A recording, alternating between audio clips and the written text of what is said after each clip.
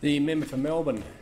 It's now been over 3 years since the member for Warringah, the then Prime Minister Abbott and the Coalition formed government. And every sitting week, 226 elected representatives and hundreds more staff members turn up to Parliament to deal with the Coalition's agenda. For more than 50 sitting weeks since this government was first elected, we've rocked up in this place to represent our communities, charged with the responsibilities to use this place and its power and our Parliament to do what we can to help make people's lives easier and better, to help improve our community and our world. But this government doesn't do that. They do not seem to take this responsibility seriously. Having formed government and given the power and opportunity to change our politics and society for the better, the government squanders it away. And I'd say it's a waste of resources, but it's much worse. It's their conscious decision to use their position to divide, to rule for the select few that makes me angry. Under their watch, the gap between the rich and everybody else is growing. The steps we've taken to grow a clean economy have been reversed. Opportunities to extend equality to everyone have been turned into hurtful reminders that the members of this government actually do not believe that everyone is equal.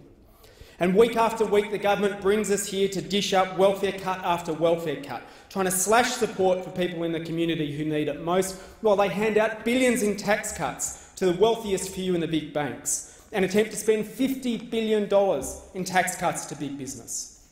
And instead of using the power of Parliament to crack down on large or multinational tax avoiders or those parliamentarians who are doing the wrong thing, they call special sittings of Parliament and a double dissolution election an attack on unions, the very organisations that are fighting to protect and support working Australians. And they've turned Australia from being a world leader on strong climate action to an embarrassing laggard. And instead of making big polluters pay the public for the dirty pollution they pump out, they've now started making the public pay the big polluters.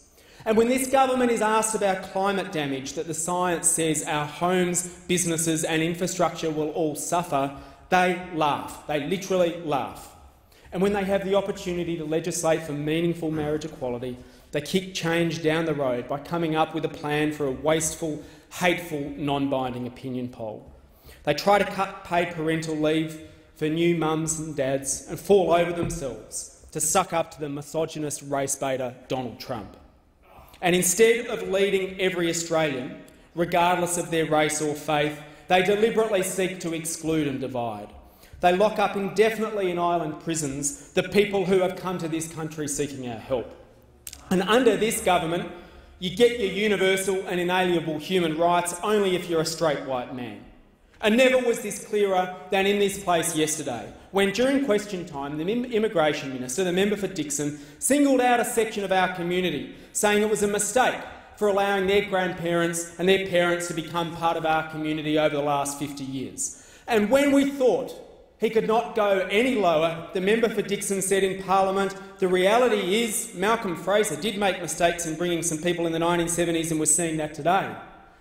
He then went on to single out people of Lebanese Muslim background and said, where I see extremism, I will call it out. Well, Minister, where I see racism, I will call it out. And this is pure, blatant, disgusting racism. You talk about extremism, Minister, but what you're talking about smacks of white extremism.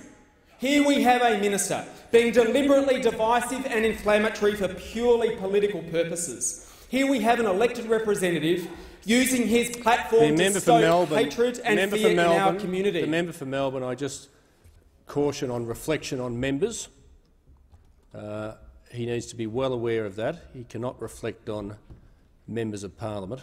I'm referring to what the minister has said in this Parliament and how he has used this Parliament. The member for Melbourne, I don't want to take up the rest of his time, but I've cautioned him on his language. Well, in their attempt to chase the One Nation vote, this government is becoming One Nation. And when it comes to multiculturalism, it is worth remembering that we are where we are today in part because of the brave leadership of former Prime Minister Malcolm Fraser. And when it came to multiculturalism, he was a giant. But unfortunately, in his place today, we have the likes of the member for Dixon, morally, given what he has said, when you reflect on what he has said, a very small man willing to use race to win votes. And we have a Prime Minister who refuses to call out this race baiting.